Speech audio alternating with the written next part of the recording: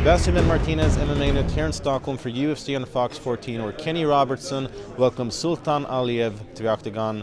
So Kenny, like we just said, your first time in Sweden, how are you liking it so far, aside from perhaps a blizzard outside? It's fine. Actually, I've slept off some jet lag, so I haven't gotten a chance to really walk around a whole lot yet, but what I've seen so far, it's a beautiful country. Now, you're welcoming Sultan Aliev to the Octagon, a fighter who I think many fans have been expecting to make his UFC debut in a while. What do you know about him, and how do you see him as an opponent? Big, strong guy, good striking. Obviously, he wants to be on top. It looks like he can take a punch, pretty strong guy. So just go in there and do what I do, and whether I beat him up on the feet or put him on the ground, just go in there and dominate. Yeah, we've seen a very nice progression of your skills. Even though you lost the fight against, oh, I'm sorry, I lost his name now. Pearson. You looked great standing in that fight. You were very close to winning, and that's in contrast to the ham slicer submission that we got to see against Brock Larson, which, in my opinion, was one of the best submissions of that year.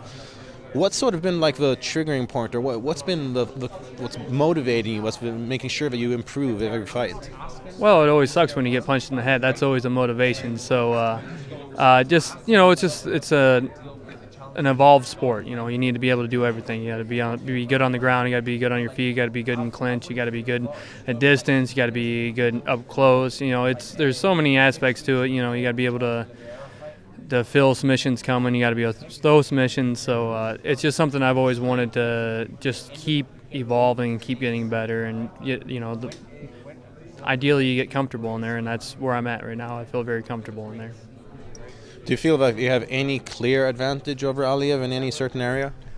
I think my ground game's gonna be better than him. Obviously, I think honestly, I think as long as I keep my hands up and I don't get knocked out, I have a very good chance of winning this fight.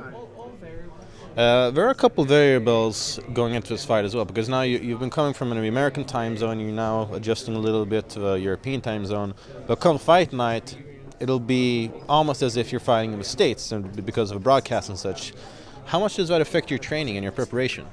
Not much. I mean, the first day, whenever I have a long travel, I usually sleep most of the day, get whatever done.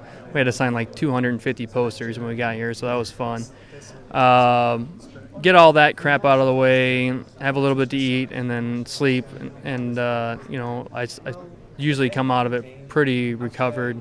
Get my workouts throughout the week. Some sauna, some workouts, and last time when I fought in Finland, I recovered very well. So it's just another day at the office, pretty much. This is my 7th fight in the UFC, so I've been there and I've done it. So my body actually knows better than me what to do. Now, you're an American fighting in Europe, not always the most popular statistically, but it's not like you're facing a hometown fight or anything. But how do you plan on making sure that fans are going to be rooting for you during the fight?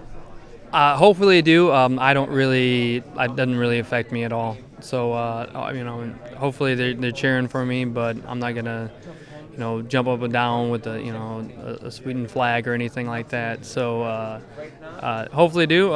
If they don't, that's fine. That's their opinion. But I am who I am, so I'm not gonna go change just for one fight. Well, whether they cheer for you or against you, what are your thoughts on fighting on the second biggest MMA event in history? Again, for me, it's just another day out there. Whenever you get in there, when you're in there, all you can see is a cage anyway. So, that doesn't really bother me. Whether it's 25 or 30,000 people in person, or you think television-wise, how many thousands of people are watching that way. So, to me, it doesn't really matter.